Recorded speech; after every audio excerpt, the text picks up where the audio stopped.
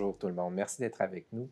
J'ai le plaisir de m'entretenir avec François Borrelli, qui est le directeur général de Numana, l'association, la grappe des TI dans la région métropolitaine. François, merci beaucoup d'être avec moi ce Ça fait midi. plaisir. On a, il y a un an, fait un grand mouvement collectif pour se mobiliser, pour préparer le terrain pour la relance, la reprise des activités. Quand on a fait le travail ensemble, on s'était aperçu que dans le cas des TI, c'était un peu particulier parce que les TI, contrairement à beaucoup d'autres secteurs, n'avaient pas ralenti dans la pandémie, en fait, à cause de la nécessité de s'organiser pour pouvoir faire le travail à distance. Beaucoup d'entreprises qui devaient essayer de se rendre visibles en ligne avec des stratégies web. Bref, il y avait énormément de demandes et d'activités dans ton secteur.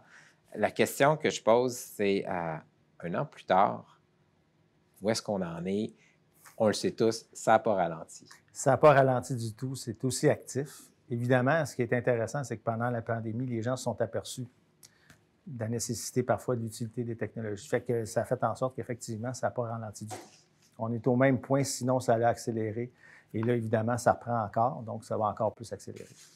On avait, dans le cadre de cet exercice, produit un plan d'action. Et le plan d'action, ça visait à faire ressortir, oui, des défis, des opportunités, des choses à envisager dans la prochaine année. Et dans le cas où on regardait les TI, là, qui n'étaient pas un secteur qui était au ralenti, on avait identifié certaines actions. On parlait de formation, on parlait d'essayer de s'assurer qu'on peut trouver déjà des solutions à la pénurie de main-d'œuvre. On avait parlé à l'époque de regarder les talents étrangers. Évidemment, on était en pandémie, les frontières n'étaient pas ouvertes. Et on se disait aussi, il y a des startups dans le secteur, il y a des grandes entreprises, il faut essayer peut-être de faire des meilleurs arrimages. Bref, là où je voudrais qu'on aille, c'est qu'est-ce qu'on a accompli dans la dernière année liées au développement du secteur? Quelles sont les actions qu'on a mises en œuvre? Bien, en fait, il y a certaines actions qui ont été mises en place en lien avec les pistes d'action. Les pistes d'action étaient quand même des pistes d'action qui ont toujours été, sont toujours présentes depuis le début dans le secteur. Ce n'est pas des pistes d'action nécessairement tout le temps associées à la pandémie, mais des pistes d'action que le secteur a besoin. Donc, je dirais que dans la dernière année, on a vu certaines pistes d'action, surtout au niveau des talents. C'est parce que, en fait, le problème qui est ressorti pendant la pandémie, le plus gros, ça a été le manque de talent. Fait que c'est ça sur quoi que j'ai vu que les gens ont travaillé le plus. Le reste, il y a des choses qui sont mises en place, il y a de la conscientisation qui s'est faite, il y a des choses qui commencent tranquillement à se mettre en place, comme exemple, justement, l'arrimage entre la grande entreprise et la petite entreprise. On veut qu'il y ait plus d'actions qui se fassent, mais en ce moment, c'est encore en train de se faire. Il n'y a rien de concret qu'on peut dire qui s'est fait en lien avec ces pistes-là, malgré que tout le secteur a continué d'accélérer la vitesse. Donc, c'est un peu ce qui s'est passé, je dirais. Puis il y a la transformation numérique, évidemment. C'est ça. Revenons, puis on va prendre quelques minutes parce qu'on va parler main-d'œuvre. Oui, c'est sûr. En fait, dans toute l'économie, je dirais, c'est ça l'enjeu. Mais toutes les entreprises à qui je parle, à qui je pose la question comment ça se passe au niveau de vos ressources humaines, ils ont toutes des problèmes ou des défis à relever. Celui qui est universel, c'est mon département TI. C'est j'ai besoin de ressources. Alors là, je parle de toutes les entreprises dans tous les secteurs. Puis ensuite, il y a les entreprises de TI elles-mêmes. Mm-hmm. Je veux t'amener sur, présentement, qu'est-ce qu'on fait quand on est une entreprise, on a besoin de solutions de TI. Est-ce que c'est plus facile de dire je m'équipe à l'interne? Est-ce que je vais chercher des firmes spécialisées? Les firmes spécialisées ont telles les ressources pour me servir? Comment tu vois la dynamique dans les prochains mois? Ceux qui ont besoin, ceux qui ne sont pas des firmes TI nécessairement, on parle avec ceux qui ont besoin d'un département TI, c'est sûr que c'est très difficile d'engager des gens pour avoir cette main-d'œuvre-là à l'interne. Je crois, puis probablement la meilleure piste de solution, c'est de, comme on dit, outsourcer, aller chercher à l'extérieur de l'expertise, parce qu'on ne peut pas attendre. Il faut qu'on réagisse. Donc, par le temps que la main-d'œuvre se rétablisse, qu'il y ait une disponibilité de main-d'œuvre, mieux vaut faire affaire avec l'externe, des gens déjà prêts, qui sont habitués déjà à faire affaire avec plusieurs compagnies, puis qui ont un processus. Donc, ça permet rapidement d'avoir les ressources à l'interne, même si elles sont à l'externe, pour prendre soin de notre département. Même nous, chez Numana, on fait affaire avec une ressource externe parce qu'on n'a pas la capacité d'avoir quelqu'un à l'interne à plein temps, puis ça fonctionne très bien. Ça fonctionne très bien, mais à travers ta réponse, est-ce qu'on peut donc établir que les firmes de services vers lesquels je vais outsourcer ont les ressources pour me servir? En principe, il y en a plusieurs qui ont... Il y a des ressources. Est-ce qu'ils ont les ressources pour tout le monde? Ça, je ne pourrais pas le dire, mais il y a de la ressource quand même, parce qu'il y a possibilité. Ce pas des interventions, dépendamment de la grosseur de l'entreprise. Évidemment, c'est une grande PME ou une grande entreprise de 250, 500 employés, tout ça. Le besoin de ressources n'est pas le même qu'une entreprise de 5, 10, 15 employés, ou même un magasin qui a besoin d'un support TI. C'est plus facile à aller chercher. Donc, oui, il y a de la disponibilité. Puis probablement qu'on va arriver à un moment donné que ça va être de plus en plus difficile. Évidemment, bien, on peut s'attendre à une hausse des prix éventuellement. C'est ça. Ça peut arriver. En fait, c'est ça qu'on voit, puis on voit comme des pressions inflationnistes dans le système. On peut le voir dans le domaine des TI, entre autres, parce que on a des défis qu'on va relever ou qu'on a déjà commencé à relever. J'aimerais qu'on en parle. On a parlé rapidement de transition numérique. Transition numérique, c'est incroyable parce qu'on se le dit, il n'y a pas un commerce au Québec, il n'y a pas un magasin au Québec qui ne devrait pas avoir son site transactionnel et ses capacités de fonctionner sur le web. Il n'y a pas une entreprise qui naît qui ne devrait pas être en mesure de se faire détecter sur le web et donc d'avoir au moins une capacité d'aller rejoindre des clients, nos processus internes, nos CRM, etc. Je t'amène en disant, il y a une opportunité là, puis là, on rajoute une couche qui s'appelle la cybersécurité.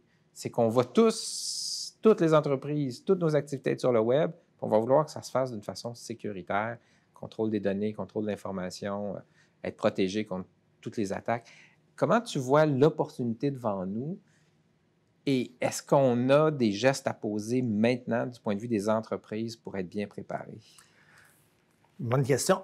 Côté transformation numérique, et encore là, dépendamment du niveau de maturité des entreprises, il y a plus ou moins besoin d'accompagnement. On parle des entreprises qui ne connaissent absolument rien, ont besoin de plus d'accompagnement. Il y a des choses qui ont été mises en place, il y a des programmes qui sont en train d'être mis en place pour des subventions, pour de l'accompagnement, pour l'industrie, exemple, du détail, du commerce de détail. Là, je reviens au point de la fameuse couche, la strate de la cybersécurité. En fait, elle a toujours été présente. Elle est encore là. Puis l'idée là-dedans, dans le fond, je pense que ce qui est important, c'est lorsqu'on met en place des outils, de plus en plus, ça vient avec la façon d'implanter des outils, c'est de considérer la cybersécurité faisant partie de la solution. Donc, pour moi, est-ce que c'est une inquiétude? Ça va toujours être une inquiétude. Tant que l'Internet va être là, il va y avoir une inquiétude de cybersécurité. Fait que ça fait partie du quotidien. Est-ce que ça est-ce que ça ralentit l'implantation? Pas nécessairement. Est-ce que ça fait peur à des gens, justement, à cause de ça? Oui, probablement. Mais au niveau technologique, ça ne change pas nécessairement la rapidité de choisir des solutions et tout ça, parce que tous ceux qui développent des solutions, de façon inhérente à cette solution-là, il y a le volet cybersécurité auquel il faut qu'ils pensent. Donc, ceci étant dit, je pense qu'il y a une opportunité, il y a de l'accompagnement à faire, il y a des programmes à faire. Ce qui est important, c'est d'aider ces entreprises-là à cheminer. Côté, admettons, de Numano, on avait un projet qui s'appelait « Ils sont plus ici », qui était justement une façon de présenter un genre de cheminement pour ceux qui voulaient savoir qu'est-ce qui se fait en technologie pour aider, qu'est-ce qu'on peut faire dans un commerce au niveau du CRM, du système de paiement et tout ça, pour ceux qui ne savaient pas quoi faire, pour par la suite les conscientiser à dire « Ah, bien, on pourrait peut-être faire ça ». Et l'étape suivante, c'est de trouver une ressource pour les accompagner là-dedans. Fait que je pense que c'est le processus à mettre en place en ce moment. Puis il y a des programmes qui sont en train d'être développés là, pour des programmes de financement pour ça. Peut-être, justement, on est bien conscient, puis on l'a dit, les entreprises doivent prendre les bonnes décisions. Tu l'as dit tantôt, c'est dans bien des cas se faire accompagner plutôt que d'essayer d'avoir la ressource à l'interne. On vient de le dire, c'est de s'organiser pour réussir sa transition numérique. Et ça, c'est d'identifier ce qui peut être fait. Puis on l'a dit, il y a une couche qui s'appelle la cybersécurité. Il y a beaucoup d'entreprises pour lesquelles c'est un défi, ils ont besoin d'accompagnement. Pour le secteur lui-même, tu l'as dit, il y a un enjeu de ressources. Moi, je te dis, si on regarde les gouvernements, si on se dit les gouvernements, quels sont les gestes qu'ils peuvent poser dans la prochaine année? Un ou deux gestes qui seraient des gestes d'impact pour le secteur et pour toute cette question de la transformation numérique. En fait, il y a le volet je reviens avec, je ne sais pas si on peut appeler ça achat local, oui. Il faut, en fait, on a des entreprises, il y a deux. Il y a ceux qui ont besoin des technologies, puis ceux qui en créent aussi. Je pense qu'il faut travailler sur les deux côtés. Moi, c'est sûr que le volet autour de moi, ce sont les développeurs de technologies et de services.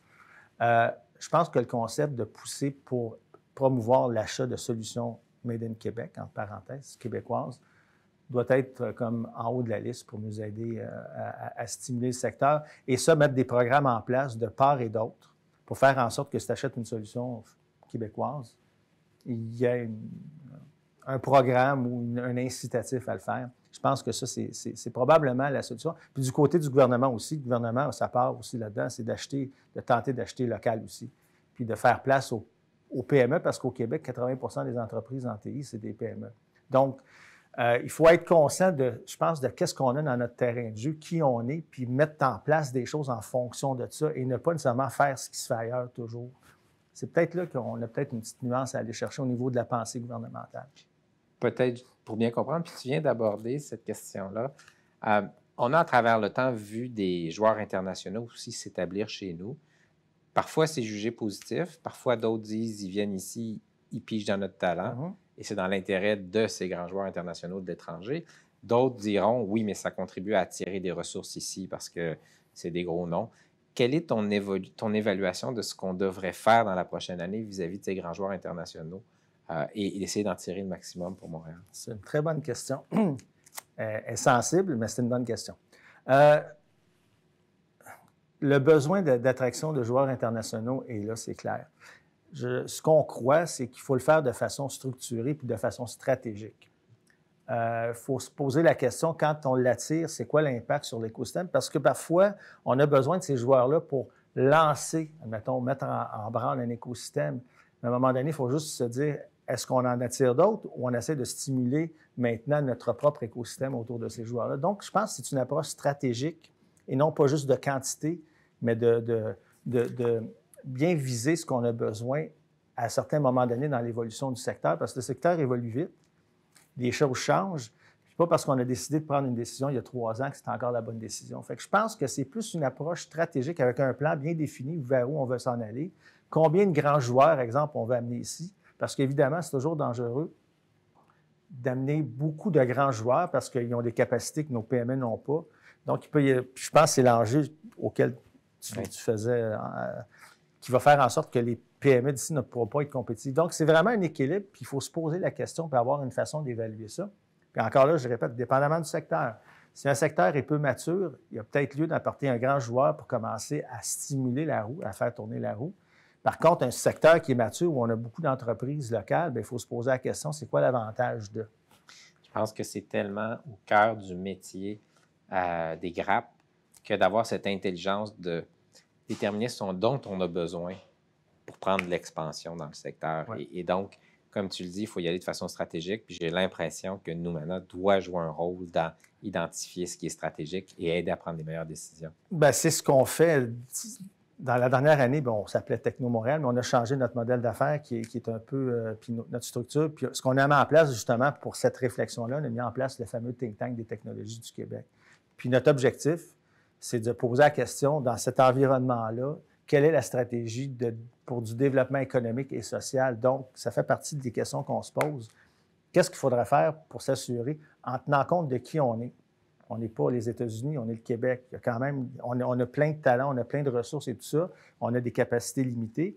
Donc, on met ça en perspective. Puis avec ça, nous, notre objectif, c'est d'arriver avec un plan de match. Voici vers où on devrait aller. Puis c'est pas moi qui le fais, c'est pas François Borrelli, c'est pas les employés de Numana. C'est des gens du monde académique, du monde industriel, des associations autour d'une table. Puis qu'est-ce qu'on devrait faire? C'est ce qu'on fait en ce moment. Donc, c'est la nouvelle mouture de Numana. Puis l'idée là-dedans, c'est d'être capable de dire à qui veut bien l'entendre, voici ce que l'écosystème pense qui devrait être fait. C'est pas la vérité, mais ça permet au moins de donner une direction, puis après ça, de discuter. C'est tellement important de mettre de l'intelligence stratégique dans cette prise de décision-là. François, merci beaucoup. L'objectif qu'on poursuit, c'est de maintenir à jour notre lecture de l'état des lieux, identifier les gestes qui devraient être posés et de contribuer à mobiliser tous les joueurs pour que ces gestes-là arrivent. Je te remercie beaucoup. Ça me fait plaisir. Et je vous remercie beaucoup pour votre écoute. Je vous invite à aller écouter les autres capsules sur les autres secteurs de force de Montréal. Encore une fois, merci. Merci François. Merci.